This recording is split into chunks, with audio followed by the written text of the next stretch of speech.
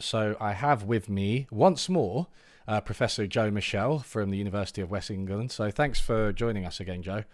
Oh, thanks for having me on again. Yeah. So the reason I wanted to speak to you again, and for those who didn't see, we spoke about all things Keynesian economics, I think last time, as well as a bunch of other stuff. But this time the focus is going to be a little bit more narrow because recently, and recently in academic times, so a little bit ago, you released this report on austerity in the UK and the effects that it's had. So yeah, I'm really excited to discuss that with you today.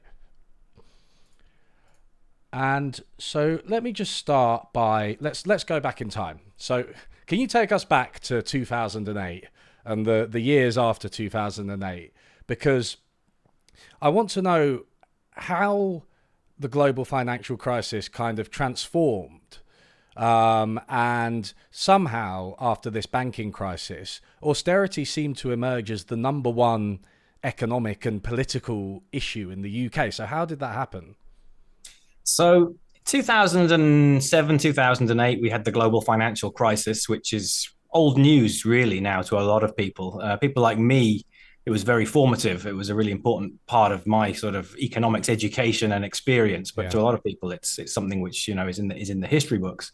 So the global financial system, particularly the North Atlantic financial system, melted down, required huge amounts of government and central bank intervention just to keep the banks, printing, giving out money at the cash machines. Pretty much, there were these warnings that the cash machines were going to be shut down overnight I if remember that, yeah. emergency measures weren't taken. It really was unprecedented, and I think scary in many ways. And many policymakers found it, very, very alarming time. The immediate response is the standard Keynesian response to a crisis, particularly a credit crisis, where the reaction of people who are over indebted and need to spend less to try and cover their debts. The reaction you get in that situation is a very clear demand contraction. You get a halt of spending. So there's a straightforward Keynesian solution, which is fiscal response. The government needs to step in. And in the first instance, that was what happened. And Gordon Brown, who was prime minister at the time, sort of has credit now for leading a global coordinated response. When I say global, I mean sort of rich nations, the US, Europe, the UK. And that was the initial strategy, was this fiscal response. But that turned, full circle, 360, when George Osborne became Chancellor with David Cameron as Prime Minister. They formed a coalition government in 2010 in the UK with the Liberal Democrats. And they came to power on a story about there being no money left. There being big deficits, which was true. The debt to GDP ratio having risen very sharply, which was true. It had happened and it had risen sharply, partly because GDP had fallen substantially as a result of the financial crisis. Partly because of the government interventions that were required. What wasn't true, and was a story which was repeated again and again and again by Osborne and Cameron and the people around them and the media who relayed the story, and even in the end by the Labour Party, was that the crisis was one of Labour overspending, that Labour had in their time in power borrowed too much and spent too much. And the data just don't support that. If you look at the debt to GDP ratio over Labour's time in office, it was slightly lower when they left office. It was slightly lower when the financial crisis hit than when they took office. And the big, sharp increase really was the result of that shock. So that was the narrative that was around at that time was, okay, we've done the emergency care. Now we have to do the sort of long-term fixing. The fixing the roof while the sun is shining is the classic David Cameron statement, which of course is pertinent at the moment as we see the roofs of the schools across the country crumbling. Yeah, I so this saw was that the getting story. retweeted today. Was that the reason? Because actual roofs are crumbling. So his 2013 tweet about fixing the roof while the sun is shining has been retweeted widely today. Exactly. Yeah, that's why it's at the front of my mind because of this school's concrete crisis, schools that have been woefully underinvested, along with huge amounts of the other infrastructure of the country. I'm sure we'll come to that as a result of austerity. We've now literally got crumbling roofs in our children's schools. And famously, Cameron described what the the coalition austerity program was going to do, as fixing the roof while the sun is shining. We could do with fixing the sun in media terms, of course. Yeah. But that's, again, we'll come back to that. So that was the story, is that, we've spent too much. We've run up the credit cards. Everybody knows that if you spend too much, you have to then spend less in the future. You can't run up debts indefinitely. All these kind of crude narratives comparing macroeconomics to households were dutifully relayed by all levels of the political and economic establishment and press. And it became completely entrenched logic that the thing you have to do is cut the deficit, reduce the government debt. And there's always a jump here, which we'll come back to. The way you do it is by cutting government spending, by reducing government services. Sure. There was a widespread belief that there was just excess in government. There was spare fat that should be trimmed off. There was inefficiencies. All of this stuff could be done without causing trouble.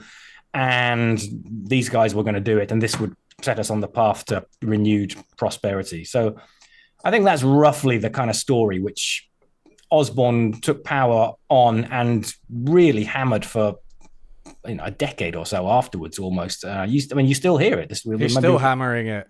I listened to a podcast. He went on, is it Alistair Campbell's podcast? And I think it's Rory Stewart and Alistair Campbell. I forget the name of their podcast. And George Osborne was on it.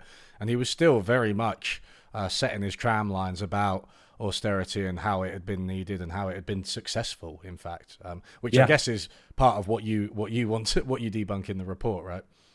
Yeah, absolutely. There is a group of the people who were around at that time, including Rupert Harrison, for example, who was Osborne's advisor. Now he's a BlackRock senior person, and certain people in the media who were connected with that group who relayed their messages are still really pushing the story that period was a period of success. And it's mostly now a story about the growth experience from about 2010 to 2016. Of course, the Brexit experiment makes it difficult to, economics is unscientific at the best of times, but anything close to a controlled experiment goes out the window when you get the Brexit referendum. So you've only really got that 6-year period, but they repeatedly trumpet, highest GDP growth in the G7 and things like this, which aren't strictly true. I mean, it was close to the top of the league, but it wasn't the highest, at least following recent revisions. No, and you're comparing yourself to the Eurozone as well, right? Which is obviously had a lot of problems over that period. So if you're saying that, then it's a bit of a low bar. Right. Many of the countries you're comparing yourself to had austerity. In the Eurozone, they had the Eurozone crisis plus quite extreme austerity. Italy, in particular, has got the most incredibly sort of alarming GDP trajectory. I always sort of wonder if I should just take it off the bottom of charts because it's just, it makes the y-axis so much longer because it's down into the negative bit of the territory. Yeah, so if you do more sensible comparisons, either historical comparisons or cross-country comparisons with better comparators, you get a less rosy story, even on this very crude comparator of GDP per capita growth, real terms, 2010 to 2016, which is the one thing which they always just repeat over and over again. I think, in terms of myth busting, there's a fair amount of it in this report. I think one thing that I have seen out there is the idea that austerity itself was a myth. It didn't actually really happen, because I think if you look at something like government spending as a percentage of GDP, it tends to be quite slow moving. It sort of trends upwards over time. It might flatline, but it doesn't. I think if you just looked at that graph, and I stress I actually should have looked it up before this, but I don't have it to hand. But I have seen people point to that and say it doesn't suddenly go down. There's no real austerity. But in figure 3 on your paper, you look at real government spending per person, right? Now that very quickly stops going up. It was going up all the way through the 90s and 2000s, stops going up, and then starts to plateau and then actually go down between sort of for the decade from 2010. So there was quite harsh austerity, clearly, right? Yeah, absolutely. This story that austerity didn't happen really doesn't stand up to scrutiny. And I think few people really seriously try and make it. Some of the austerity proponents and say, well, capital spending didn't budge that much and recovered. But as you say, we've got this chart, real public spending per capita, and it's a very steady increase throughout the New Labour period up till 2010. And then there's almost a 90-degree angle in the chart, and it declines. Now, I suppose devil's advocate would say, okay, well, by the end of the period, it was still higher than the beginning of the period. But that kind of discontinuity in a growth rate or an increase is going to have serious effects, particularly in an aging population which is increasingly reliant on care, a population which has faced underinvestment in infrastructure for a long period, since the 80s at least, if not longer. So the idea that you can have an increase and then just cap it or even put it into decline without causing serious repercussions, I think, doesn't stand up to scrutiny. The other thing that's worth, I think, emphasizing is that the way the cuts were distributed was very skewed. So they claim to be protecting health, education, pensions in real terms. It's a little bit of smoke and mirrors. And actually, if you look at John Byrne Murdoch's got some pretty good charts on NHS spending and so on, and even those took a pretty serious hit, at least in increased terms rather than absolute level terms. But what that meant was things like local government, mental health support, social care, support for young people, training, schools, parks, recreation, that stuff really got hit very, very hard. And I think the social consequences of that are something which we're now watching unfold. One thing about austerity is that it hits at lots of different levels. We argue a lot about the macroeconomics, debt to GDP ratios, growth, employment, sort of almost instantaneous or 6 month, 1 year kind of effects.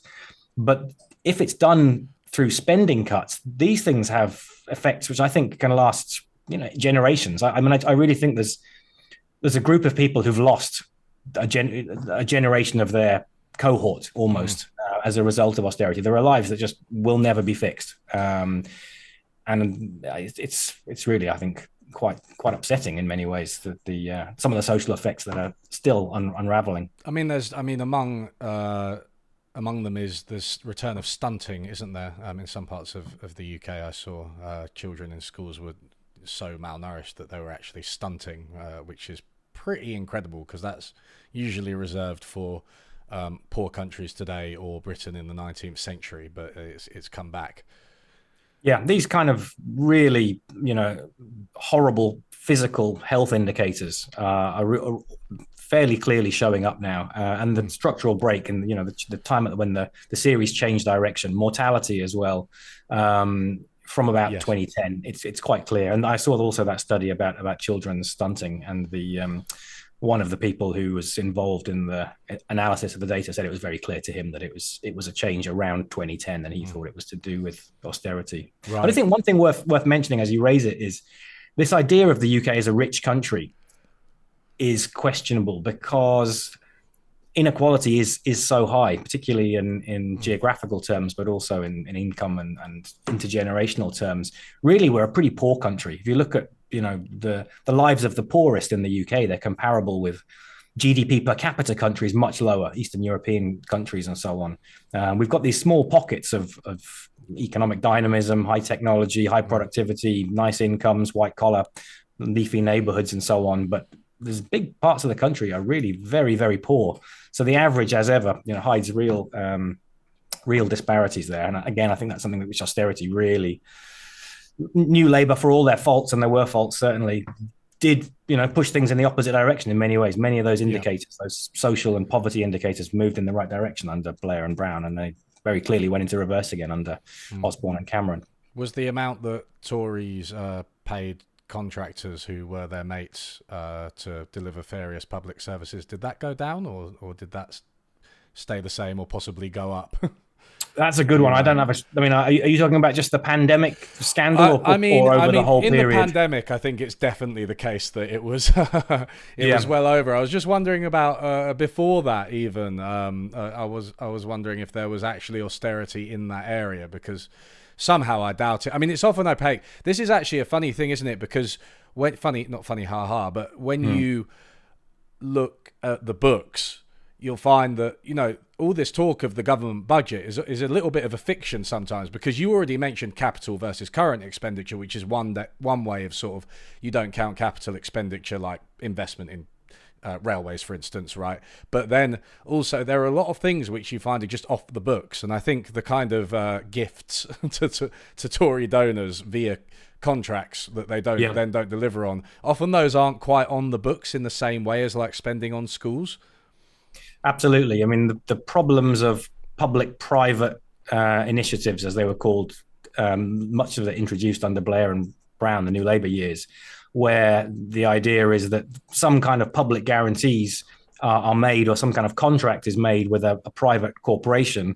So then it looks like the infrastructure spending is done in the so-called private sector, but then the government is hooked into these horrific long-term contracts, which are just, bleeding the public sector, charging them insane amounts for, a basic meal or something. Once you've built a building for the children to eat in, then you're locked into some contract with Sodexo or one of these other contractors which produce the food, and they charge, for a meal that should cost £3 or something, they charge the school £9, and they can't get out for 10 years. So in the end, the public end up paying more for the actual capex, the capital expenditure, than they would have done, but it's all hidden through this contracting stuff. And of course, this kind of stuff is, as you're suggesting, rife for corruption, and that came out very clearly in the during the pandemic. My colleague here at UE, Daniela Gabor, is starting to do a lot of work on this idea of de-risking, the de-risking state, and how should we think about that balance between direct public investment and the state assuming risks as a way of incentivizing private capital to step in. I'm speaking to Daniela in a few weeks, actually. Great. So in the context of the green transition, it's a really difficult one, particularly in global terms. I mean, my own view is probably that quite a lot of de-risking is absolutely inevitable for something like a climate transition. But Daniela, I think, is quite rightly pointing out many of the nefarious side effects of badly designed de-risking policies. It's the rabbit hole goes quite deep, doesn't it? It's difficult to overstate how bad these contractors are in the UK. I think there have been so many cases of just outright failure. Carillion, G4S, spring to mind. I forget the names of the people who provided PPE or notionally provided PPE in the pandemic, but they were also absolutely dreadful. It's just they're pure giveaways.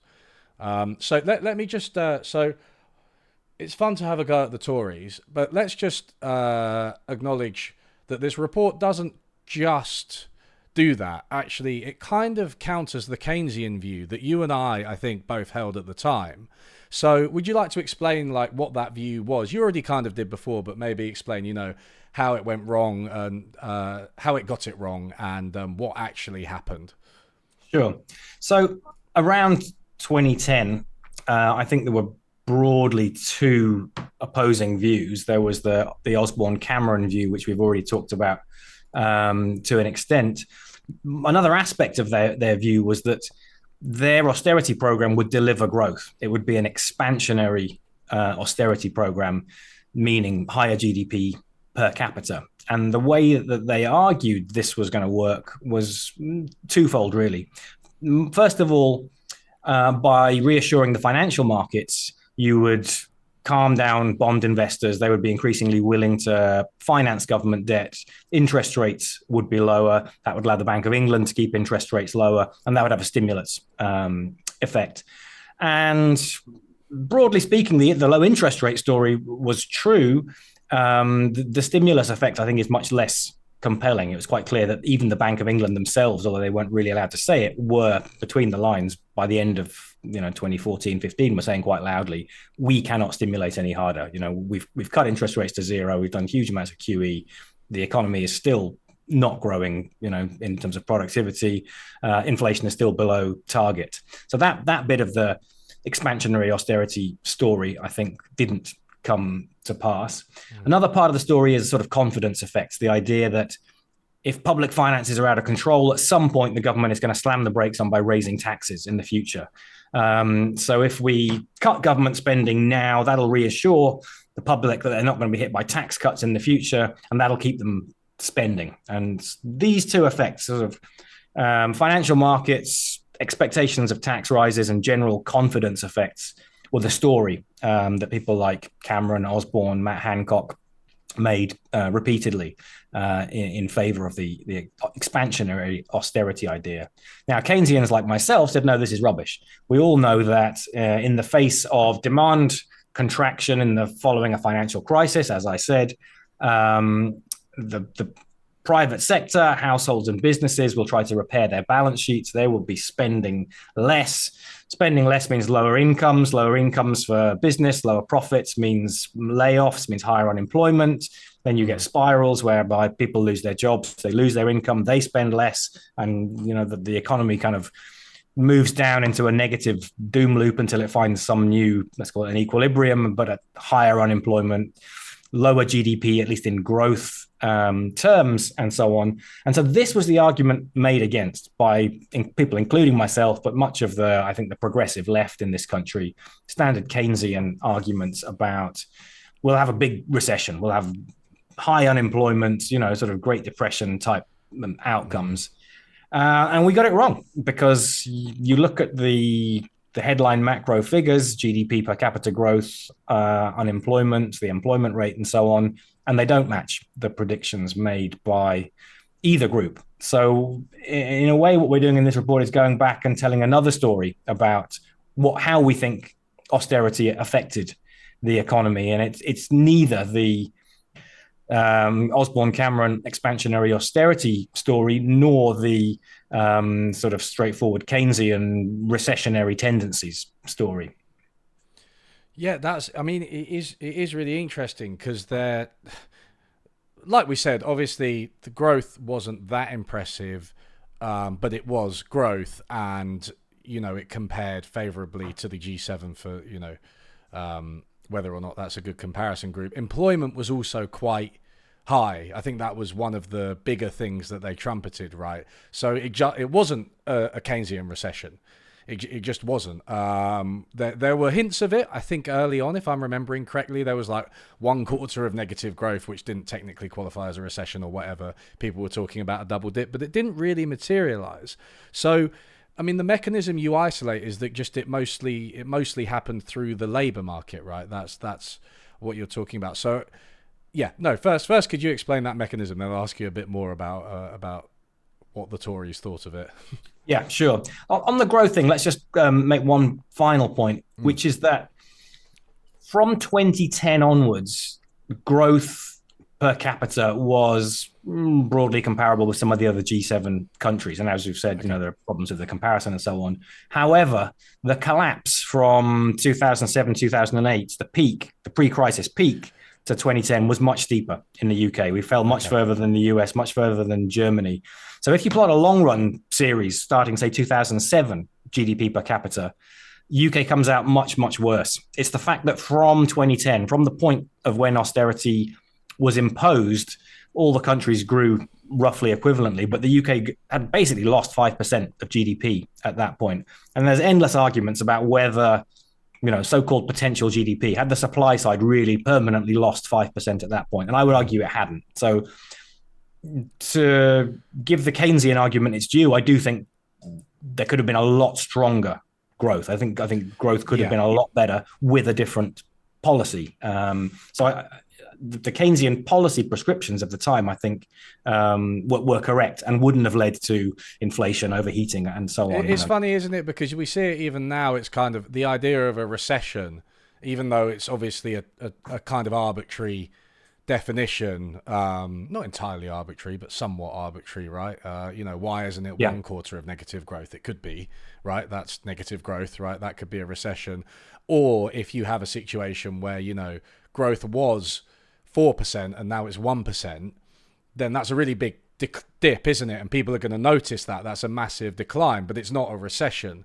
So you do have that kind of difficulty of just the media only report really when it's a recession, or they only go insane about it when it's a recession. But you can still have big dips in GDP that don't technically count as recessions, but are obviously experienced And you can have Slowly. flatlining real income for much of the population for 10 years, and Sure. it doesn't figure in the media discourse. It's all about whether GDP is up 0.1% this month or down, and it's mostly meaningless Yeah, noise. exactly. I get ever so frustrated when I get asked to go on the media and they ask me to comment in depth about 0.1%, subject to revision numbers from the Yeah, this month, and you quarterly really want to say, GDP. yeah, The you want to variance say is something enough that sensible. it could be negative or like quite highly positive. You know what I mean? That's It's right. Yeah, time series relationships and aggregates. Like you just can't comment on them at that granular level. You need to yeah, wait and look back. exactly. So you say to them, well, look, this is going to be revised by 100% within the next 3 months, so we'll all forget about it. And then they just say, oh, well, thank you very much. Goodbye, sir. That's the last thing we want you to say. Yeah. But anyway, let's come back to the question you asked me about this mechanism. So let me read you a quote from R. Dania, who is one of the academic proponents of expansionary austerity. Alesina was probably the most high-profile figure, but there's a group of two or three of these people who are publishing quite a bit around this period and before 2008, arguing that austerity itself could have expansionary effects. And they were quite clear. They said this: consider a fiscal stabilization that relies on cuts to public spending. A decrease in government employment, in government wages, and in unemployment benefits can have positive effects on the economy because it makes the labor market less tight.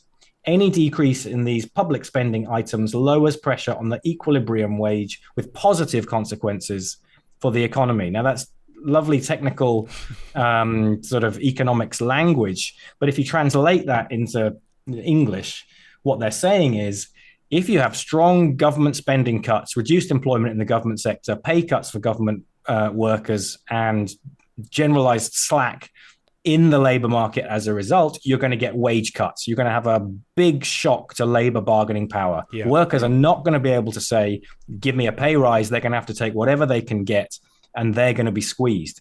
Now, they jump from there, from the normative to the positive in classic economist style, to this is good for the economy. This has positive consequences for the economy. Never mind that the economy is made up of people who work and need incomes. If we cut those people's incomes, then it's good. Because, so they argue, it's expansionary. So not only was there a third mechanism, it was actually quite clearly stated, although neither side spotted it, I think, or publicized it for fairly obvious reasons. Cameron and Osborne weren't going to say, hey, we're going to do this because it's going to give you all a pay cut. And I think the Keynesians didn't think through perhaps the implications of the so-called flexible UK labour market. So what we argue then in the paper, as you say, employment didn't fall. And in fact, it reached record levels. If you take employment, number of people employed as a share of the working age population, for example, it was above 75% and has never historically been above those levels. It rose almost steadily from the beginning of austerity in 2010. It dropped sharply as a result of the 2008 crisis. It kind of flatlined for about 18 months, and then it actually recovered sharply. And this is the other thing which the austerity proponents will always point to and say, look, we produced a miracle in the labor market. Now, what we say is the flip side of this is what happens to income, to weekly pay, to hourly pay, to real household incomes. And from exactly the same point that you get this explosion of hours worked, you get falling average real weekly pay. And what we think that explains this is really this big bargaining shock to labor bargaining power shock meant that people really saw the opportunities for decent work stripped away. People found their incomes in many cases declining because their wages were being cut. As a result, they had to respond by increasing their hours of work. And we think that the flexibility of the UK labour market is such that in general, people could find something. They could do Deliveroo driving, or they could work in an Amazon warehouse, or they could find a 0 hours contract doing something or other, almost inevitably at minimum wage. If you look at the demographic composition, for example, of the groups who expanded their employment during this time, one of the largest groups is women with dependent children. And I would argue that that's a group who almost certainly doesn't need to work more hours. They want to be looking after their dependent children. And a likely explanation is that these people were having to work more hours simply to put food on the table for their families. So we think that with hindsight, what happened really was negative bargaining power shock meant that real wages took a hit. Employment was then able to increase. And as we've said, demand was actually relatively weak. GDP per capita growth wasn't great. So you've got, weak GDP historically compared and to an extent internationally compared, alongside a big expansion in employment, in hours worked. And then that you're going to have an effect on the residual. If you've got increasing hours worked, but effectively output flat, GDP, let's call it flat, growing very slowly or growing much more slowly than the increase in employment, you're going to have a collapse in measured productivity, or at least a collapse in the growth rate. And that's exactly what we see from 2010 onwards. You get this incredible structural break, the 20 or 30 year trend of almost continuous steady productivity growth just goes dead flat, and it still hasn't ticked up since 2008. Well, whatever we are now, 15 years later or something. And this has been discussed, at length as the so-called productivity puzzle by economists focusing on technology, education, all the usual supply side factors. We actually think it's quite straightforward. Productivity is a residual. It's not something which is, embedded purely in people's educational capacity, that how well educated they are, their so-called human capital, the capital stock, technology. Of course, all these things matter, but particularly in the shorter run, it's effectively one number divided by another. It's output per hours of work, and if hours of work increase without output really changing very much, or only changing very slightly, because so many of the new jobs created are these low productivity service sector sort of menial type tasks, then you're going to get a collapse in measured productivity. So we think that you can kind of put all of these headline macro indicators together and tell a fairly coherent story about what happened in the labor market, focused on the labor market during that austerity period. It's really interesting that, because I find a lot of the discourse around the productivity puzzle quite frustrating, because I suppose maybe this is my bias, but it kind of started when austerity started. And I know we need to be a little bit more careful with our empiricism than that, but it was a massive change. And then people were sort of trying to talk about skills, education, total factor productivity, all of these things which I think are quite amorphous. And the concrete measures of education, for example, I don't think they really changed in that period at least. And it just seemed to me quite clear that austerity had somehow hit productivity. But this is quite an interesting mechanism, right? Basically, if people become Uber drivers, there's not really a gain in growth from that. It's just one of these service jobs that has quite low growth, low productivity potential, and so as the labour force shifted into those types of jobs, you just saw a collapse. Yeah, straightforward. I mean, as the number of high tech and good manufacturing, what's left of it, there is still some job growth basically flatlined, and the expansion of jobs took place in these kind of menial service sectors. The average is going to show you a flat or falling series. So I think that's fairly straightforwardly what happened. I mean, you hinted at this earlier, and in the report it's interesting because Osborne was the vaguest about his policies for the labour market, right? And yet you're identifying it as the main mechanism which drove austerity and the effects of austerity. Was it all part of some kind of evil plan, and he knew that this was going to be the effect of austerity, or did he just sort of get semi-lucky with the effects it had, and he was completely wrong about it? I mean, what's going on there, do you think? That's a very good one. I think there's two things going on. I don't think he thought the labour market mechanism was going to be the one which generated the charts that they could point to and say, with hindsight, we got it right. I do think there probably was a hidden agenda or a hidden sort of motive or whatever. And I do think that there's a big part of just cutting the state going on with people like Osborne. And one thing I find very frustrating about discussions about austerity, fiscal policy, fiscal rules, and so on is they're always framed in sort of technical terms of debt to GDP ratios and fiscal responsibility and fiscal rules and macro, rather than straightforward size of the state. As you were saying earlier on in the discussion, look at things like government spending as a share of GDP. And I think it's quite clear that Osborne wanted to reduce that because, of course, he could have used taxation if he really was worried about the deficit and the debt, but didn't want to, cut social spending and so on. He could have raised taxes. And I think, ideologically, that's not where these people are coming from.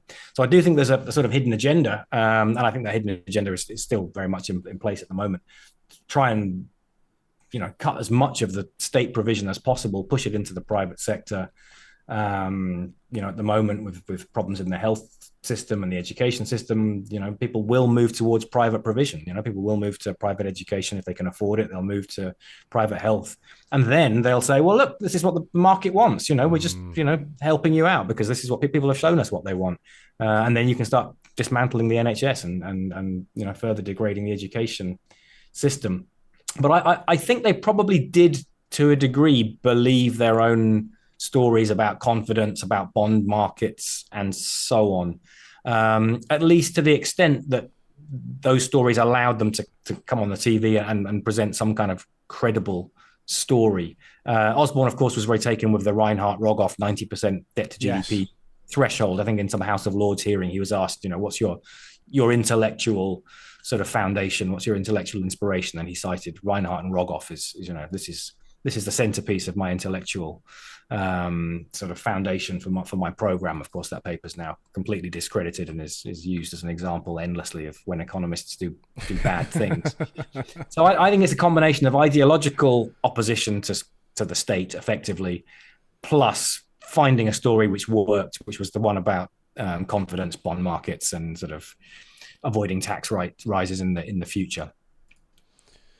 Yeah, I'm guessing it's tricky. Getting out of certainly my expertise and maybe yours as well, but you wonder about the kind of more general, kind of what Gramscian stuff about class ideology and whether they sort of had this self-serving narrative and that basically engaged in class warfare. That's what a lot of people say, right, against Labour and the poor, however you want to put it. They were following Kolechki's political aspects of full employment, essentially, right?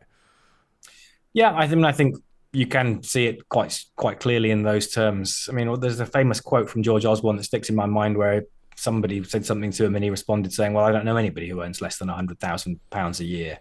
So I think he is very much from those circles. Those are his people. That's absurd. I remember he said once, because there was the Pasty Tax, you remember, of the various things the coalition messed up, but it was they were taxing Greg's pasties, not entirely deliberately, just by virtue of a silly policy that they were ignorant of. And George Osborne said, "I can't remember the last time I had a Greg's." And I was thinking, my God, like everyone I know, has had a Greg's in the last year, and I'm not a working class hero, you know what I mean? I'm a middle class guy, but still, I know loads of people, LSE where I worked would go to Greg's, you know what I mean? It's not, you have to be in the upper class to not eat Greg's, like in this country. It's a middle class and working class thing. Everybody goes to Greg's. It's great, but they're so shielded, these people. Yeah, no, you have to be from a certain strata to not be aware of the significance of Greg's as well, even if you don't eat there yourself, not to understand it's a piece of the UK infrastructure. Yes, yeah.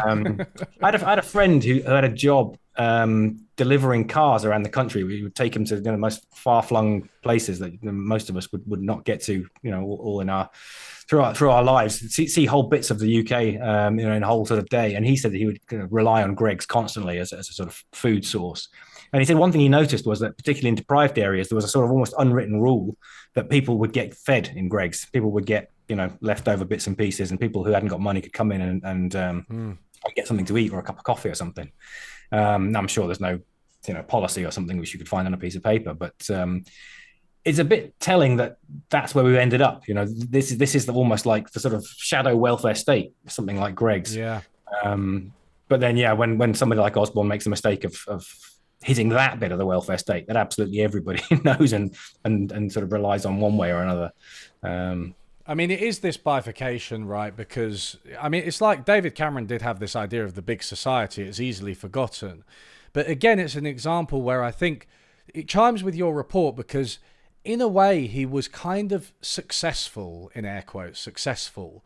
Because things like, that Greg's unwritten policy, for example, expanded after austerity. Food banks expanded after austerity. Now, lots of left-wing people will point to that as a failure, right? And I do agree. But if you see them as wanting to increase the charity sector, so the poorest go to charity, while the other side of this, what you mentioned, the bifurcation that I'm talking about, is the middle class and the richest start to go private with their health and education, right? Then what you have is the welfare state is then doing much less, right? And so that is a success for them in terms of their own aims, even if we think that, it's bad, which is really interesting. And maybe we haven't grappled with that enough on the left. Maybe we haven't grappled with those dynamics. We just sort of assume that food banks are bad and we don't try to, I don't know where I'm going with this, but try to understand, the role they're playing. That was the aim of the Tories, right? Yeah, I mean, food banks are not bad.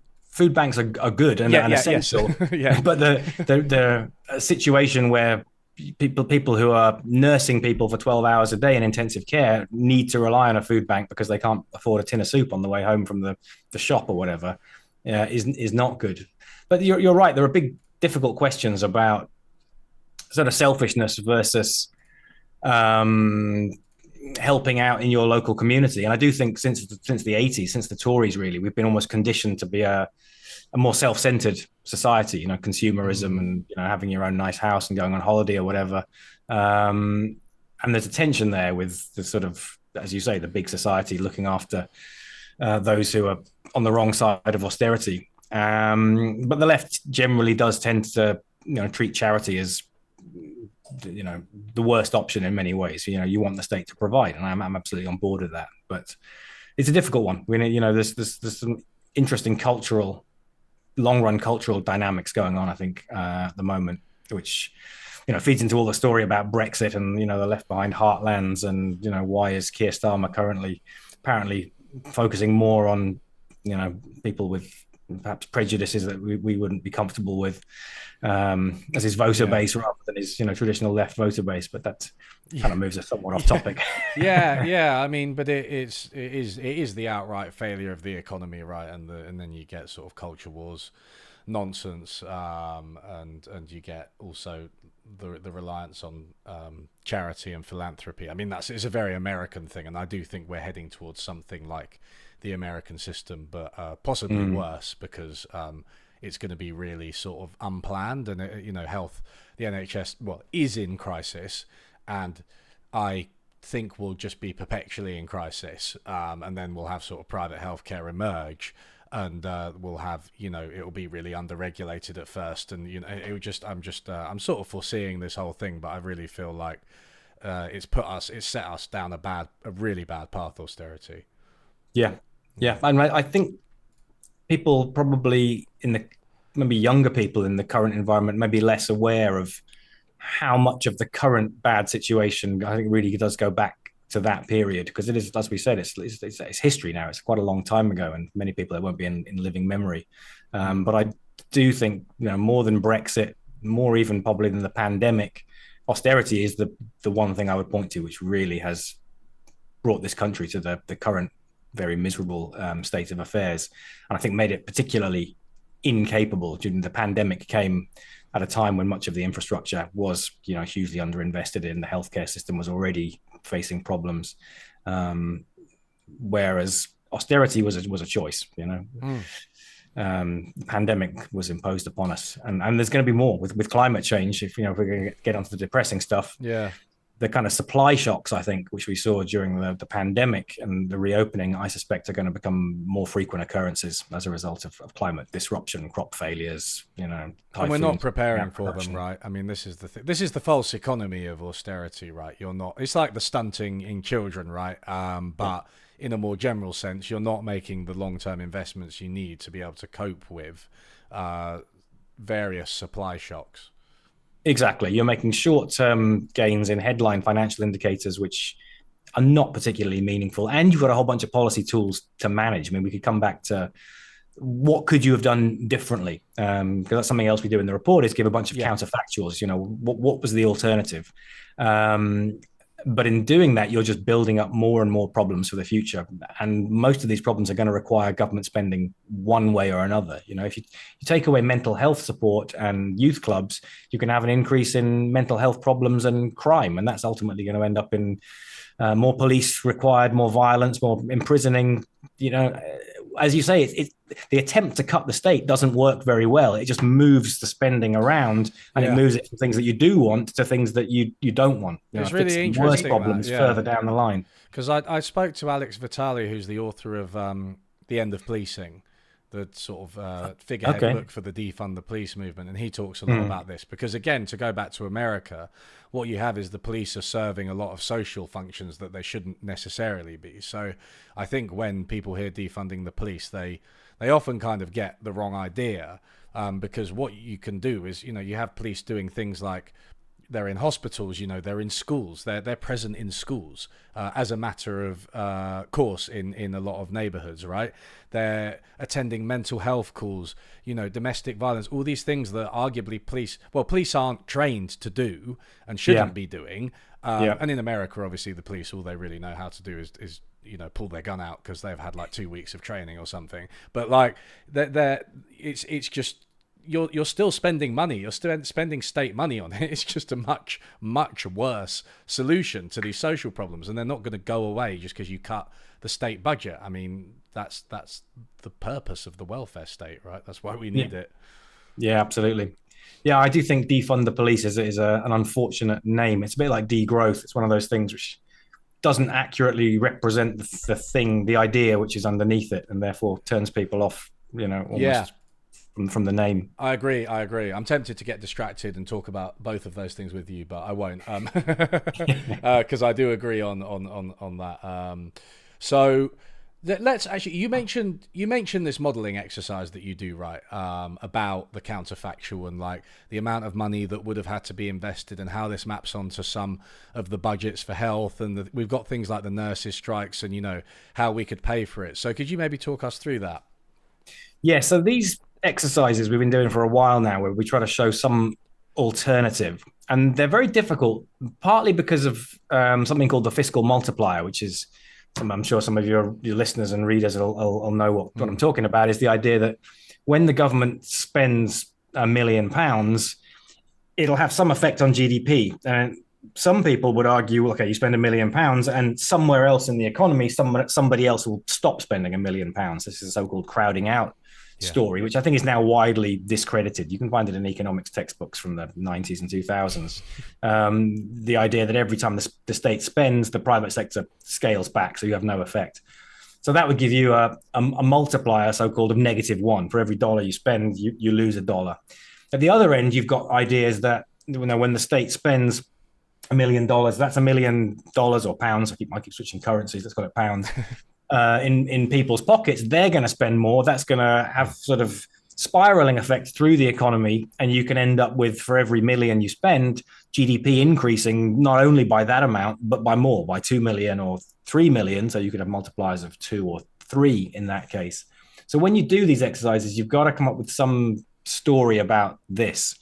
And technically it's a bit fiddly because do you have the increase just for 1 year? Do you have it what we really know about fiscal multipliers, I think, is that you get a fairly solid short run effect, and then it kind of fades out. So a step change in government spending will give you a little boost in growth, and then that boost will kind of fade out. So we try to keep it simple, and we just say we'll go for what's called a balanced budget increase. So rather than trying to model increase deficit spending through the multipliers into GDP, which gets you into big arguments, because then all the people who try to disagree with you say, oh, no, well, no, you've overestimated multipliers and your impulse response functions are too optimistic and so on and so forth.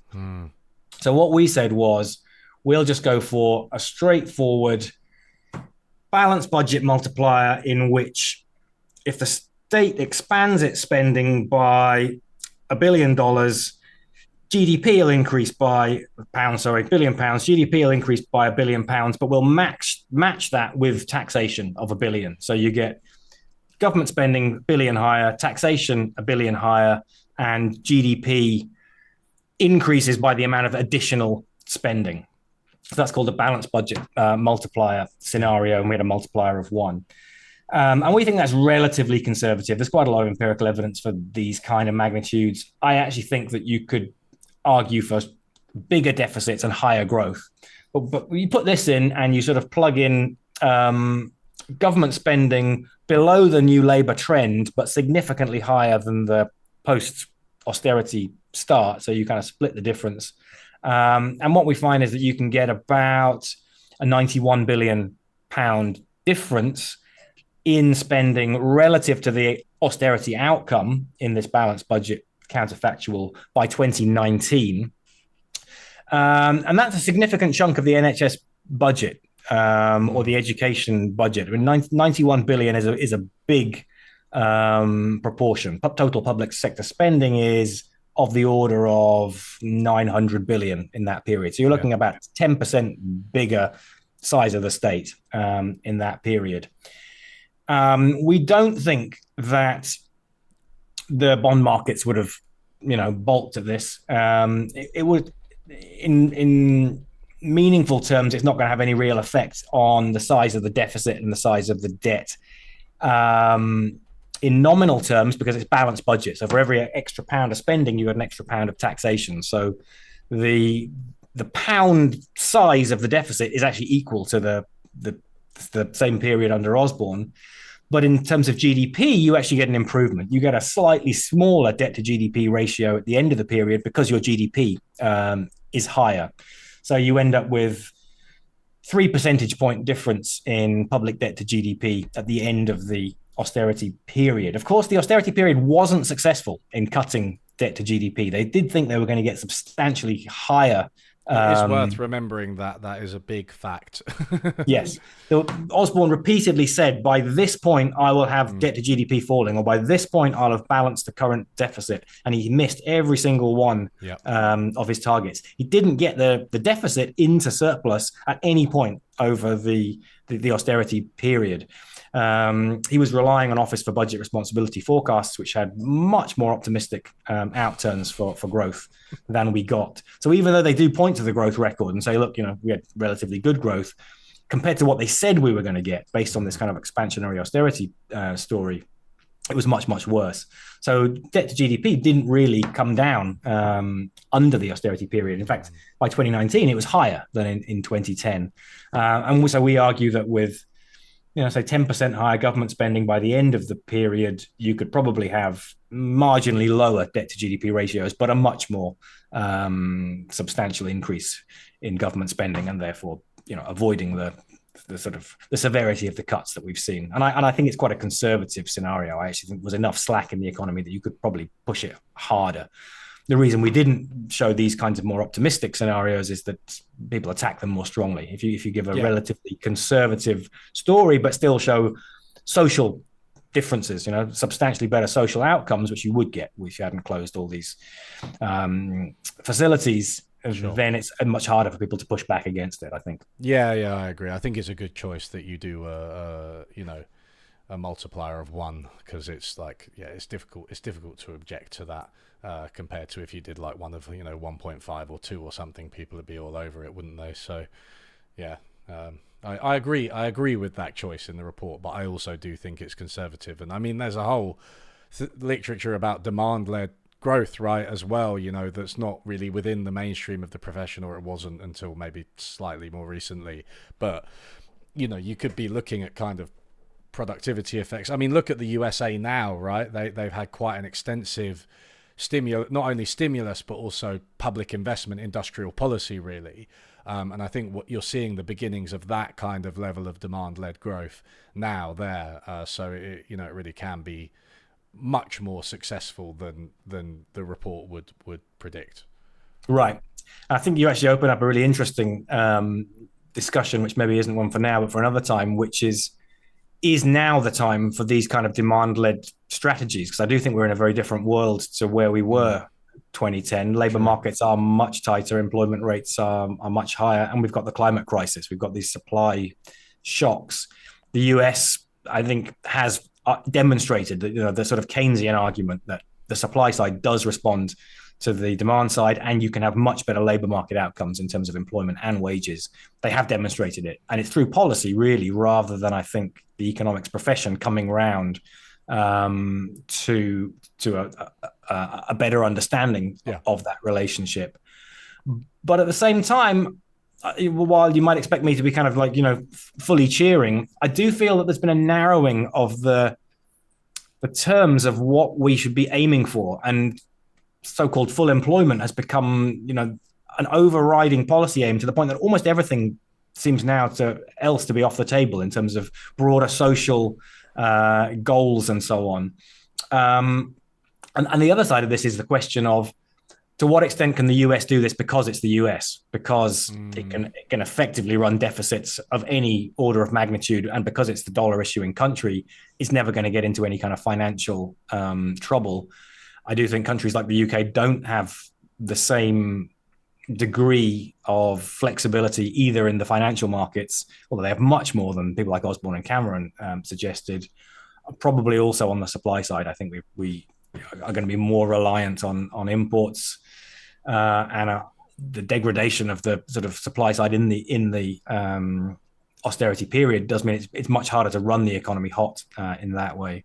And then you add to that the climate shocks, and I feel increasingly pessimistic actually about what I would have argued 15 years ago, which was a very strongly demand-driven response. But I think in sort of theoretical terms, it's been proved that that mechanism is there, and it does function. But now we need to think of it in terms of how much can we use it without hitting these kind of supply-side barriers. I mean, this does lead me to a question I wanted to ask, which is, to what extent do you think that what happened to the Liz Truss government kind of proves your point there, and maybe even slightly rehabilitates austerity, because they did engage in a kind of fiscal stimulus, and things just went to shit, and they were the shortest serving government in some time, because the bond markets absolutely panicked, and it was just madness. So do you think that shows that we do have limits on government spending and stimulus? Yeah, I think this is a really interesting and tricky episode. It's split people in interesting ways, because the branding of the Truss story was all about the supply side. We're going to stimulate entrepreneurial spirit with our tax cuts, and this will lead to investment and so on. It was very obvious, and I said it at the time, that it was a Keynesian stimulus package aimed at winning an election. They were trying to generate a short-run sugar rush kind of boom into an election as a way of winning that next general election, and it went badly wrong because they tried to do this at a period of high inflation, at a period when the bond markets were jittery, labor markets were tight. I think it neither proves nor disproves it to an extent. I mean, one interesting thing about it is that at least some of the US progressives, the ones who have been pushing very much for this kind of demand-driven program in the US, were very much on Truss's side. They were arguing, well, look, there was no real supply side limit. The bond markets weren't really reacting to fiscal profligacy. It was to do with technical issues to do with the Bank of England, and the Bank of England could have, once it stepped in, it proved that it could calm the bond markets. So actually, and now interest rates are back to where they were during the Truss period. So some were saying, well, look, it wasn't really Truss's fault at all. It's just part of a secular trend in interest rates. So some on the left did end up defending Truss as a way of Oh, hello, everybody. Are you all still with me in the chat? Because I think Joe's just dropped out of the call. probably creating higher GDP growth and fewer social consequences, because the social consequences of austerity have been truly terrible. Here he is. Hello. Hello, Joe. Sorry, we're all I left you there waiting. briefly. Yeah, we're all waiting with patience, but we're still live on the stream. So people were saying that the bond markets claimed you when you cut out, because you were you were criticizing them. So it seems like really nobody is safe. Yeah, the bond market fury took me. Do you know what happened? This cursed computer I'm using seems to just go onto a screensaver if you don't wiggle the mouse regularly enough. It's one of those. Yeah, I got into a monologue and then I suddenly realized I was on screensaver mode and it turned everything off. Yeah. Sorry about that. That's okay. Yeah. So to cut a long story short, I can't remember where I got to before I got cut off. The idea that this proves a kind of Reinhardt-Rogoff threshold, beyond which public spending can't increase or deficits can't increase, I think is straightforwardly wrong. I do think a government which put forward a sensible long-run investment plan, much of it debt-financed, but explained why it was doing it, how it was going to do it, what it was going to pay for, and got, for example, OBR projections alongside it, did it through the usual sort of parliamentary routines, whether we like them or not. They're sort of part of the ritual at the moment. My hunch, and of course we don't know, but my hunch is the bond markets would swallow it. You wouldn't get the kind of jitters we saw during that period. But I do also think that it is a reminder that it's not without limits. There is this MMT view that basically they're made up numbers. Things like the deficit and the debt have literally no relevance other than in the sense that they're showing you how much you're spending, in the real economy and so on. And I just don't think that's true. There is a limit to which people want to hold your liabilities, whether that's banknotes, bank deposits, bank reserves, or bonds. And at some point, it'll show up. If it doesn't show up in the bond markets because the Bank of England steps in, people can sell the currency and your currency will depreciate. And then you have to spend more on imports and that makes you poorer. Unless you're America, that's the caveat. Right. So that's the kind of question which I raised previously is, can the Americans get away with this kind of demand-led policy in a much more aggressive way because they are America? And of course, there are big debates at the moment about, is it the end of the dollar? These debates have been going on since the 70s at least.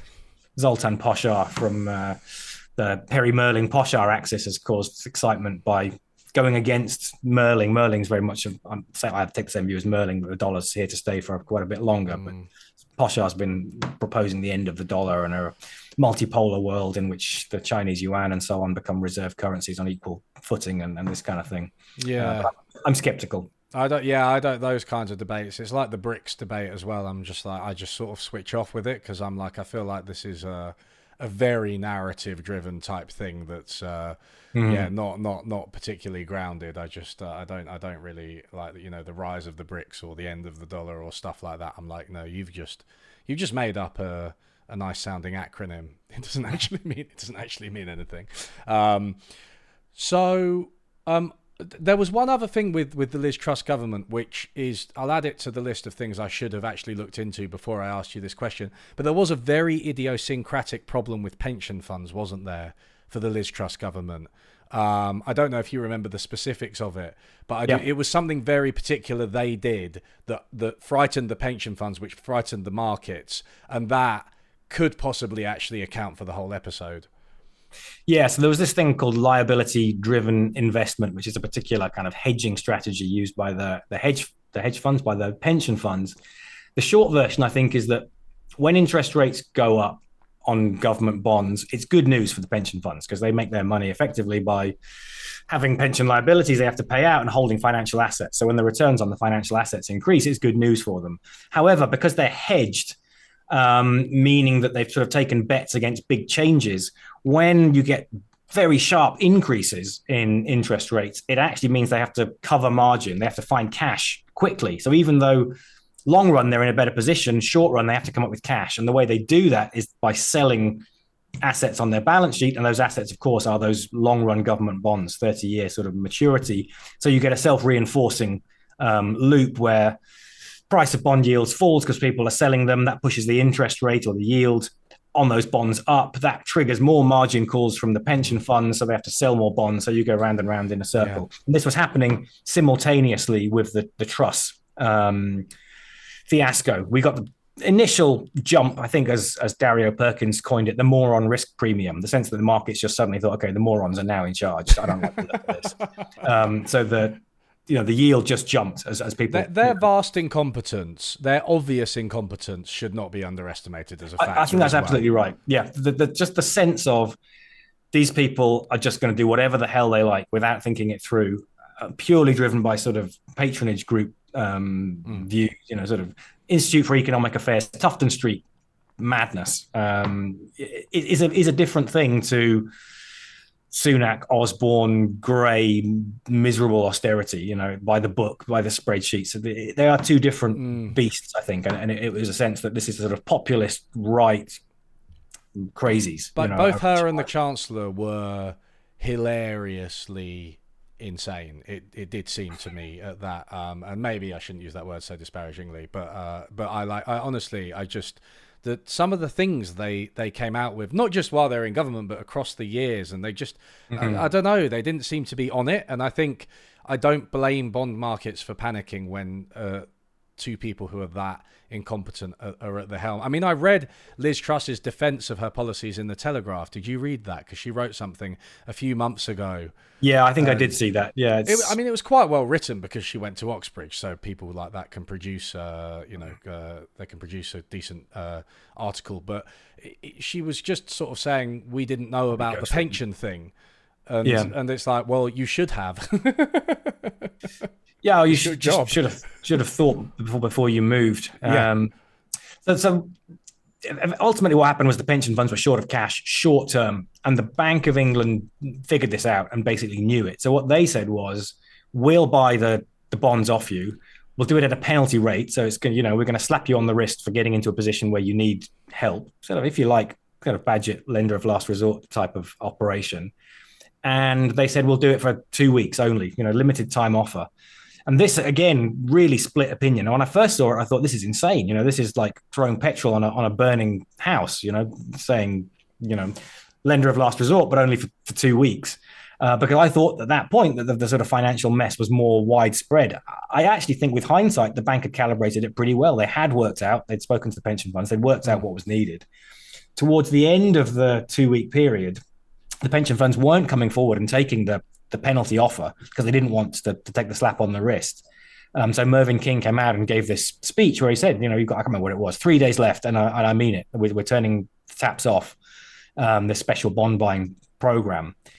And people interpreted this as trying to stoke a financial crisis to bring down a democratically elected government. And again, you saw this interesting coalition of, Tufton Street people and people on the left sort of saying something similar. This is monetary dominance. This is the central bankers, unelected central bankers bringing down a democratic government.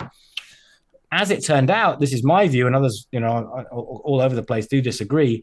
I think they roughly got it right. The pension funds did show up the next few days. They came and took the slap on the wrist. They handed over the bonds. They got the cash. That was enough to halt the doom loop. Yeah.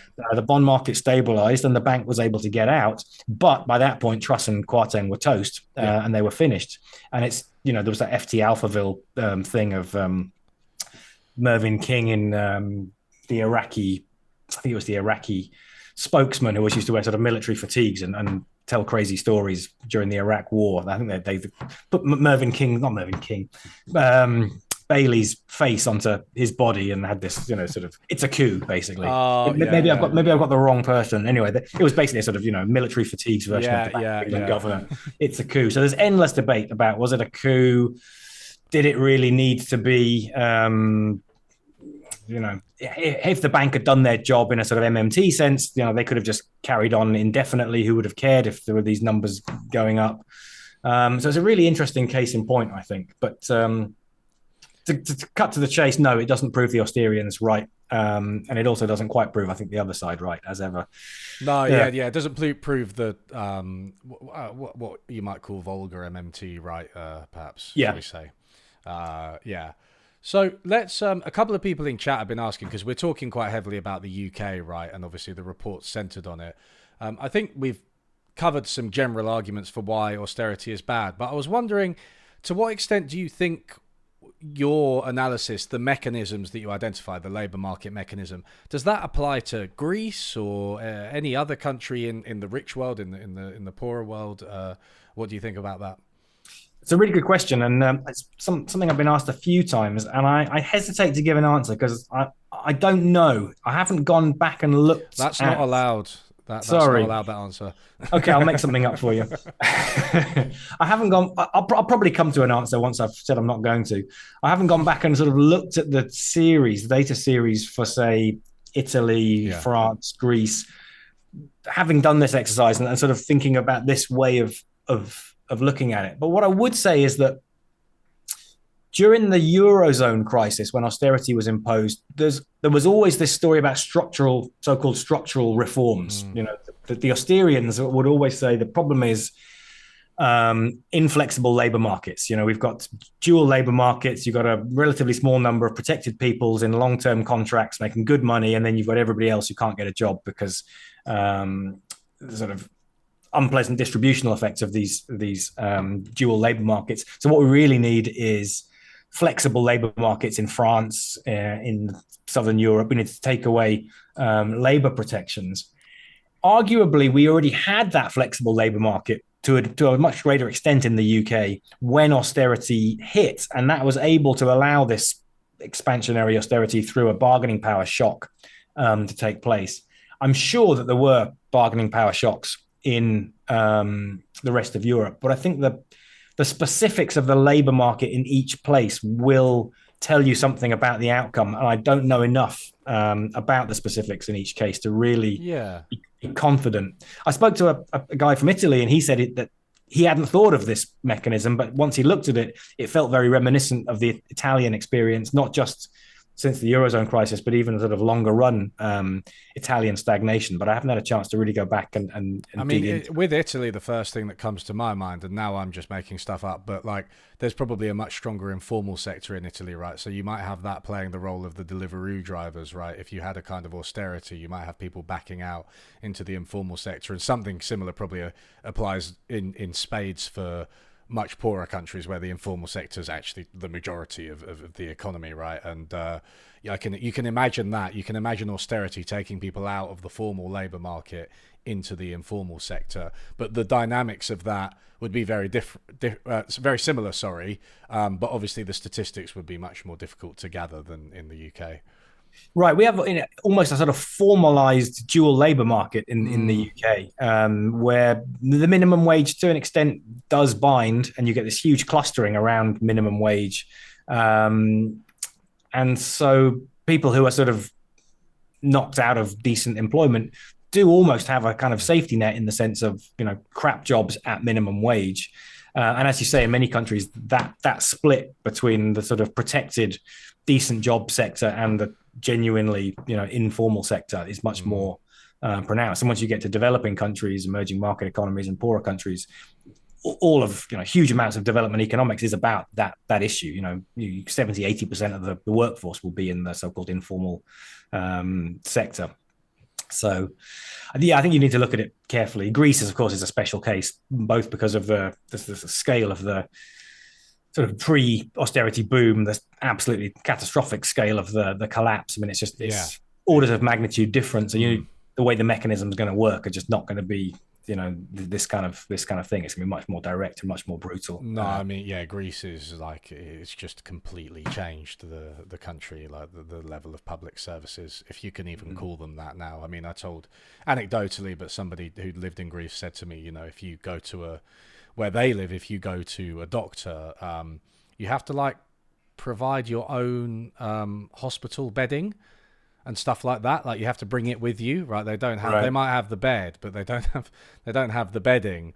And it's just sort of like it's basically just a doctor in a room, maybe with a bed in it and like a desk.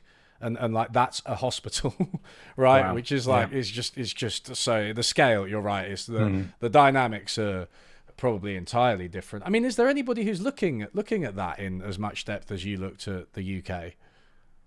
I don't know. As I said, I'd quite like to go back because there was a huge explosion of literature on the Eurozone and austerity and the crisis. But I think a lot of it was very much through that sort of Keynesian lens of high level macro indicators and predicting sort of, depression type outcomes, which you did see in places like Greece. Italy arguably has been in these kind of like long run, almost depressionary tendencies for, since the 90s at least. Youth unemployment indicators are very high. But then you've got somewhere like Ireland, which does exactly the opposite. Ireland is, booming in many. I mean, there's huge inequality. Yeah. The headline indicators are completely impossible to read because it's all, corporate profits being recycled, and so the GDP and GNP are off by like, if you want to talk 30 about percentage points or macro something crazy. Statistics, Ireland is the example. Their GDP jumped by like 20% because Apple relocated there or something, but it wasn't like real. It was just exactly. Madness. They have an office where the whole of the corporate profits for tech sector for Europe is funneled through 3 buildings in Dublin and Cork, and it's added to GDP despite correlating to absolutely no economic activity. So you just cannot use Irish GDP figures for anything meaningful. Yeah, but they have. I mean, it's interesting actually, because to ask you, are there success stories with austerity? Do you have places with expansionary austerity where it kind of worked? Are there conditions maybe you could identify under which austerity might be justified? It's a good question. My hunch is that some places are damaged less by austerity than others, but I struggle to think of cases where you wouldn't have got better outcomes without the austerity. I mean, people will point, for example, to sort of free market shock experiments where countries had big bloated public sectors, so lots of white elephant stuff, industrial strategy was going badly, there was populist policy, deficits were out of control, and the only option was to come in and get inflation under control, make cuts, and after a while you do get a sort of recovery. I mean, some people point to some Latin American countries, for example, as examples of kind of right-wing, center-right policies putting the country on the right track. My hunch is that sometimes some of the diagnosis can be accurate, but you can solve the problems that are there in ways which are much less socially painful, and without much of the negative consequences in terms of worsening income inequality, wealth dynamics, and so on. So my hunch is that austerity I think part of the question is that austerity in one sense is a technical macroeconomic thing about stabilizing debt, out of control debt to GDP dynamics. And on the other hand is brutal cuts to government services. I think you can and do have to stabilize debt dynamics sometimes. Countries do get into situations where their debt is just out of control and it has to be fixed. However, I can't think of many, or if any, examples of cases where serious cuts to public services, particularly public services used most by those at the bottom end of the income distribution, the most vulnerable, will do anything other than hurt people who should not be hurt.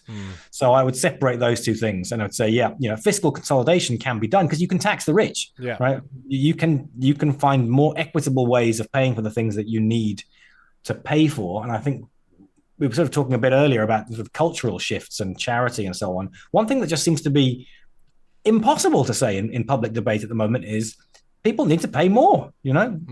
There's lots of people who are pretty well off. They've got 2 cars, they've got a nice house, they have 3 holidays a year, they change their kitchen once every 3 years. We don't need those people to be able to do that. What we need is schools to have roofs that don't crumble. But it's become culturally very, very hard to say that, but politically people don't want to say it. So in that sense, that kind of austerity for people who have private jets and big boats, I'm all in favor of. But austerity for people, who just, trying to make ends meet, I'm not. But these things get very mixed up into it, as I said, with sort of so-called technical macro discussions and so on. I do think the climate crisis is going to impose a kind of austerity, and we have to have a discussion about where it falls. Who's going to take the hit in terms of consumption. Well, it's like the Ukraine, right? The war in Ukraine and how that obviously negatively affected the amount of energy and increased energy prices, clearly we have to consume less energy, right? At least in the short term. That's obviously, so we have to have austerity in terms of energy. But who does that is what's up for debate, right? Absolutely. Is it people who are heating their stables and their private swimming pools, or is it people who are having to drive 50 miles a day because there's no public transport system, and simply to get to their only place that they can get a job, they have to drive a car, right? Those people can't be forced to suddenly reduce their fuel consumption unless you provide an alternative. So this gets into all the discussions about just transition and so on. But I do think that the Ukraine shock and the pandemic reopening shock is probably a dry run for what's coming in terms of the next 20 or 30 years of probably rolling supply shocks and inflationary outbursts. And we're going to have to be really thinking carefully about how we respond to it. Probably the sort of cruder, just run everything hot, big deficits, big spending may not stand up to that kind of an environment in the way that it would have been very much the right thing to do, I think, probably from 2010 onwards. Yeah, it is a really depressing thought. The sort of path dependency, right? Like now we've sort of bugged it up, and we might be looking at declines in living standards for a lot of the population over the next few decades. I mean, so far, I don't want to jinx it. We've got through 2023. There's obviously been some really severe wildfires and things, but it hasn't. It seemed like there were just constant, massive events, for a few years. But now it seems like there hasn't been one for a little bit. But I do dread to think what the next one is. What's going to happen next that's just going to cause a decline in living standards again. Yeah, we don't know. It's all probabilities, and the models of the climate effects are hugely uncertain. My view on this is that the worst outcomes are catastrophic. So even if we think the risk of those worst outcomes is relatively small, we should be reacting to them. We should be treating them as, within the bounds of this could happen, and you've got to take action to prevent it. If you want to be a bit more positive, when you look at the distribution of responsibility for carbon emissions, and you look at the distribution of wealth and income, suddenly the fact that you might need to cut consumption doesn't seem so bad, because it's really, 50% of global emissions come from 10% of the population, and it holds within countries too. It's the top 10% within countries rather than top 10% of countries. So top 10% in China emit far more than the average person in the UK, for example. So I do think a sort of radical egalitarian policy, which I'm in favor of for a whole bunch of other reasons, would also have very positive effects, or would reduce, let's say, serve to offset the negative effects of the climate crisis. I think taxing the rich, is a climate necessity, isn't it? Yeah, and this sort of comes back to your question of, can austerity ever be a good thing? Post-war, we had austerity in the UK at the same time that we had basically the foundation of the welfare state, the formation of the NHS, and big expansion of government services. So I do think that if we expand it to mean, genuinely we're all in this together, you can have sort of egalitarian policies in which we collectively try and figure out which things we can do without, which things we want to do more. But if we try and do it the way we have been doing it, by just pushing all of the pain of adjustment onto those who are least able to take it, then we're stuffed. Yeah, absolutely. Do you mind answering a few questions from not at all. Chat? So G Russell, so this is a two-part question. G Russell says, what constitutes out of control debt? Or more specifically, is there an unstated understanding of the MMT distinction between currency issuers / users, or is it something else at play? Good. Okay, two questions. Let's tackle the first bit. What constitutes out of control debt? Nobody can give you an absolutely straight answer on that. There's no meaningful threshold, even for a single country or cross countries. You can't say it's 90% debt to GDP, 150.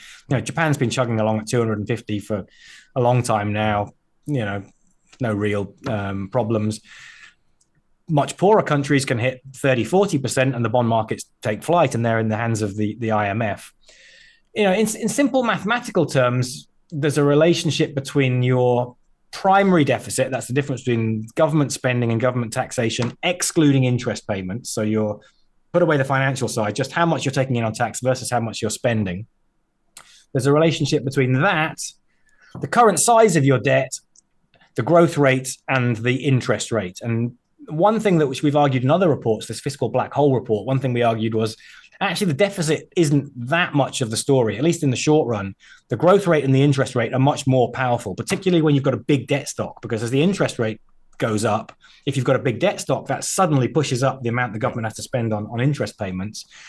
Conversely, if the growth rate can increase by 2 or 3 percentage points, that can have huge effects on the size of a debt stock you can sustain and the size of a deficit you can sustain without increasing debt to GDP dynamics. You can find configurations of these variables that are quite plausible for many countries where you do get a long run exponential, sort of explosive debt to GDP process. That's, I think, what we mean ultimately by unsustainable. The Office for Budget Responsibility does publish regularly these 70-year charts where it currently shows, if everything stays the same as it currently is in the UK, you will get this, catastrophic exploding chart. And then the FT publishes articles saying UK public finances are unsustainable. It's meaningless noise because it's all premised on the fact that nothing changes over the next 70 years. No policy is adjusted, no tax rate, no growth rate, anything. So I think they're completely meaningless. Yeah. I genuinely think we need much more role for judgment in government on these things. We need committees of sensible, non-partisan people, from the Bank of England, from the Treasury, from the OBR, from the Debt Management Office, also from the Climate Institutes, from Low Pay Commission, that come together and take a careful look at the data and say, how worried should we be for the next 6 months, 2 years, 5 years? What can we do about it? And when things, if you know that your primary deficit is going to be 3%, if you think interest rates are going to be 5% and growth is going to be 2%, you've got a problem. You've got to change something. But it's a judgment call. And it depends on where you are in the global currency hierarchy. It depends on what your inflation rate is expected to be and so on. So I think there's, the sort of wise people approach to economic policy making rather than a rules-based approach is something I'm currently trying to argue in favor of. So that's the first bit of the question. Currency issuers versus currency users. I don't find this distinction particularly useful because I think it's too crude. I would say the only true currency issuer of the planet is the US at the moment, the dollar. Everyone else is somewhere on a spectrum from purely externally imposed upon, dollarized countries, those very poor countries at the bottom of the currency hierarchy who nobody wants to hold their currencies and therefore cannot import anything unless they export an equal amount and do all the transactions in dollars, through a spectrum to countries like the UK and Japan, which are right towards the top of the spectrum, big financial markets, widely seen as relatively safe investments. Their governments are held as safe assets globally, not just nationally. Those countries can get away with much more in the sense of issuing their own liabilities without ultimately the effect showing up in the exchange rate and therefore the costs of their imports.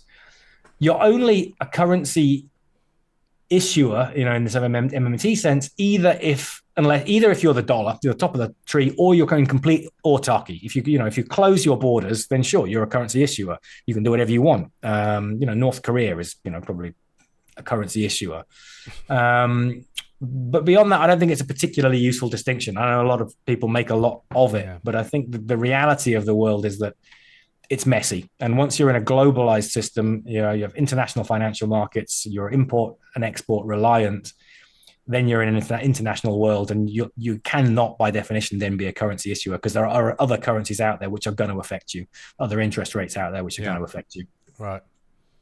Thank you. Another one from NG Spy says, with developing nations, how does one balance the problems of the balance of payments encouraging greater policies of austerity due to a lack of FDI with development? Right. So we talk about problems of austerity in countries like the UK. And then sometimes I go and look at, for example, South Africa. I was asked to have a look at South Africa's fiscal indicators. And there you do, I think, see something which I would say is straightforwardly unsustainable. You look at the combination of interest rate, growth rate, primary deficit, size of the debt stock, and even in the short run, you're inevitably going to get sort of exponential debt dynamics. And you're talking about a much poorer country, a country with the most horrific levels of inequality. And it's absolutely horrific to be a person who's, on the call saying, this is fiscally unsustainable. You cannot just run bigger deficits to generate public works programs, to put people into employment, to build the housing that people desperately need. So in that sense, you're facing a much more difficult constraint. Countries are lower down the currency hierarchy. Their productivity is lower. The supply side is much less developed. The infrastructure isn't there. The potential to do sort of demand-led policies, to run the economy hot, to just get people straight into work as quickly as possible, sort of things like public guaranteed employment programs, I think is much more limited in those countries. And people would argue very strongly the opposite. People like Fadel Kaboub have argued that ELR type policies, employer of last resort policies, are very useful in developing countries. I've argued against this.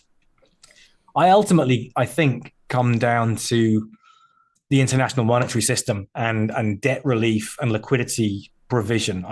You look at the proportions of debt interest payments which go externally for the poorest countries to rich countries, and I can find no moral path to seeing that can be acceptable. Yeah. And so I really think that ultimately it has to be an international settlement which gives these countries the financial space to allow them, if you like, to act more like currency issuers than currency users, if you want to use that distinction, and give them the policy space, because it's externally imposed to a substantial extent, as well as internally driven by underdevelopment, lack of infrastructure.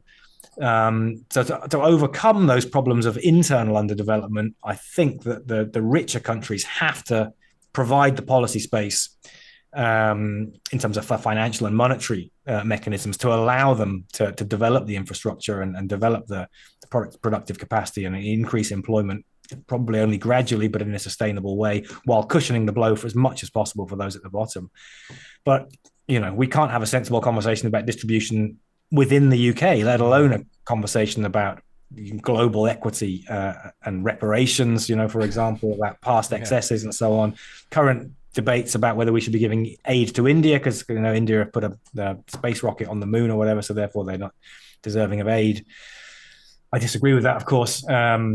So while the solution to me is fairly obvious, the political economy of getting to it, I find it impossible. I mean, how can we move the conversation to a sensible place where we actually try and support poorer countries to do the things that they need to do?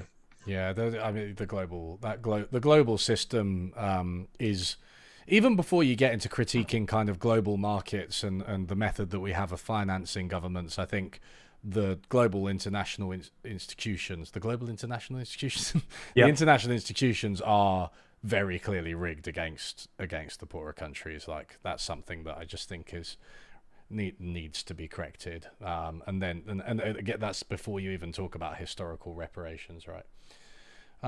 So Jimmy asks, now I have no idea about this question, so I'm not sure if you do. Could we implement a version of the Virgil currency, spelled WORGL with the two dots on top of the O? I forget what that's called. And demurrage. Do you know what that means? I think I'm going to have to pass. I do feel like these terms are familiar, but I'm probably going to start answering a question about stamp script when it probably refers to something completely different. I suspect it's a monetary arrangement that we've come across, but we don't immediately recognize it from the name. I don't know, Okay, so how does Jo think austerity relates to the rise of so-called non-majoritarian institutions? Do institutions insulated from democratic pressure lead to bad economic policy, austerity in particular? What do you think is meant by non-majoritarian institutions there? What do you think the question is getting at? Are we thinking about, like, everything from, I guess, like the IMF and World Bank and the EU at certain times, or maybe the European Central Bank, the central banks, maybe even the OBR, the IFS, which you do mention in your report. Maybe these kind of independent technocratic institutions. Maybe that's what the question's getting at. So is the question asking, does austerity put more power into the hands of these? Does it, yeah, or does it lead, in a more general sense, maybe, do these institutions lead to bad economic policy like austerity? I see what you mean.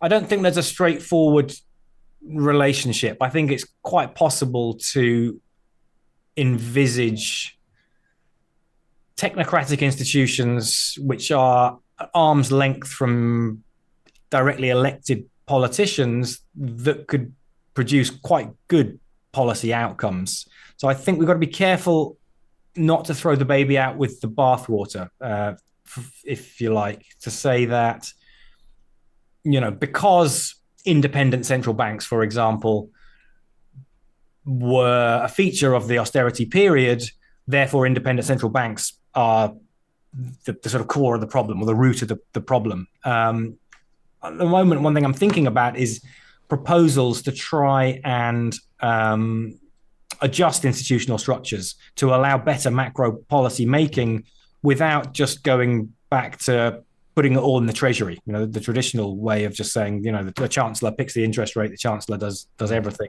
the treasury does what it's told. There were obvious problems with that. Agreed. I don't think problems with that were necessarily the ones that were highlighted at the time, so-called dynamic time inconsistency, real business cycle stories about how you can't trust politicians to run fiscal and monetary policy because they always try some bullshit, do populist stuff in the run-up to elections. That's part of the story. But I think there's a much bigger question about good judgment-based policy making. But I do sense perhaps a bit of an overlap in discussion with the sort of Trumpist or Johnson, Brexit, Farage populist story about how technocratic, educated elites, the university lecturers and the woke people are really the problem here, and that they're connected to the World Economic Forum and the central banks and the people who made the vaccines. And a sort of populist push from the right against structures and expertise and so on, and it makes me nervous. So I think we need to look at fixing the things we've got rather than wholesale rejection of some of the checks and balances and institutions that we have. Yeah, Zach M wants to clarify that he's definitely not on that side, but I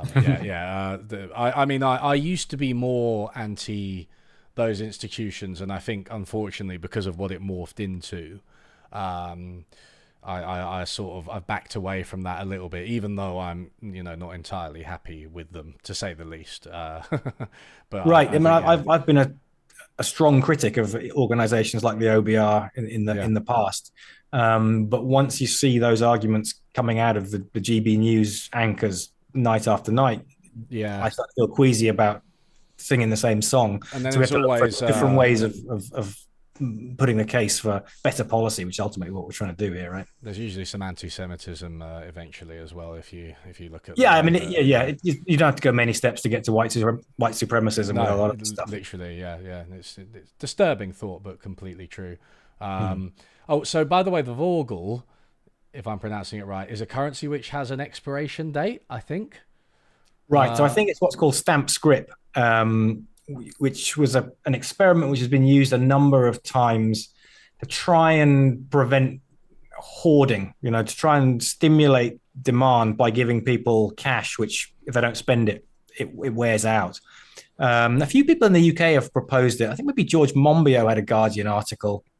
Do you know what? I think I even wrote a letter to the Guardian about 10 years ago responding to George Monbiot proposing a stamp scrip system for either the UK or Greece. It was fashionable for a while during the Greek collapse for people to suggest parallel currencies and stamp scrip type arrangements.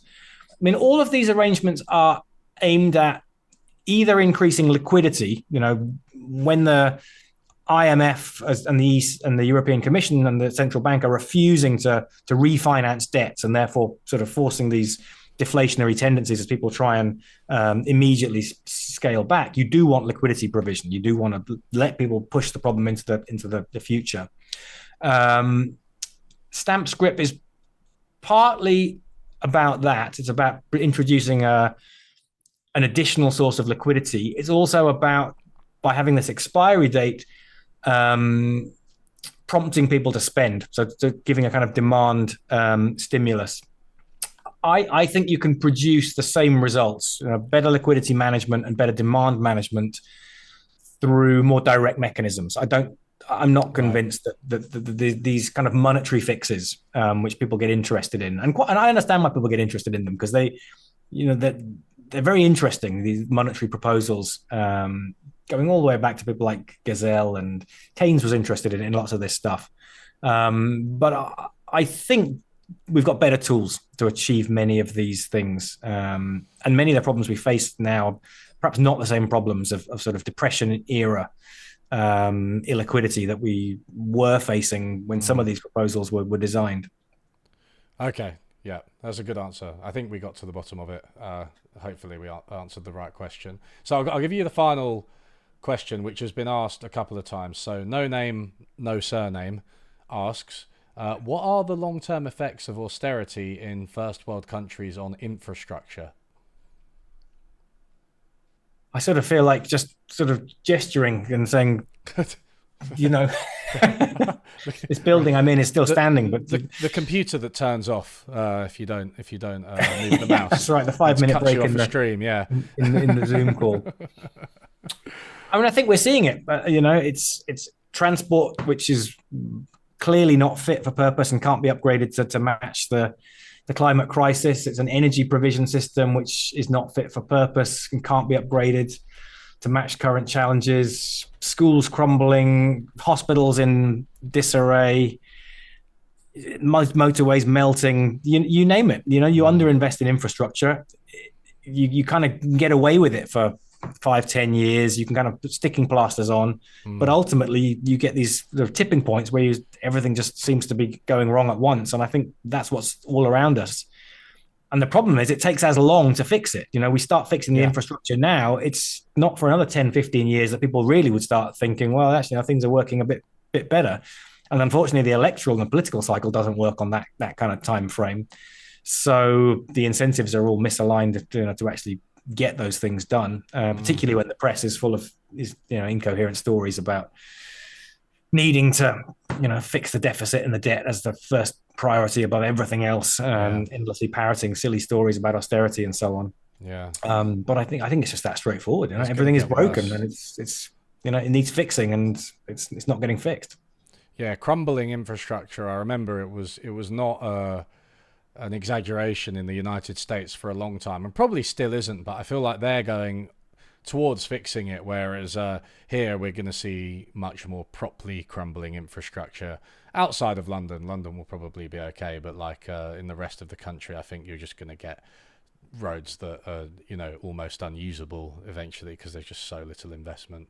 I think a huge amount does depend on what an incoming government might do in the elections next year. Now isn't the time to open that particular can of worms. But there is the possibility, I think, still of some sort of change in direction, economic direction. But I hope so.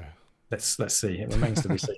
That's an optimistic note to finish on. Thank you, Joe. It's been really interesting, and I think we've covered quite a lot. But UK austerity in depth, but also a lot of other things. So thanks for coming on the podcast.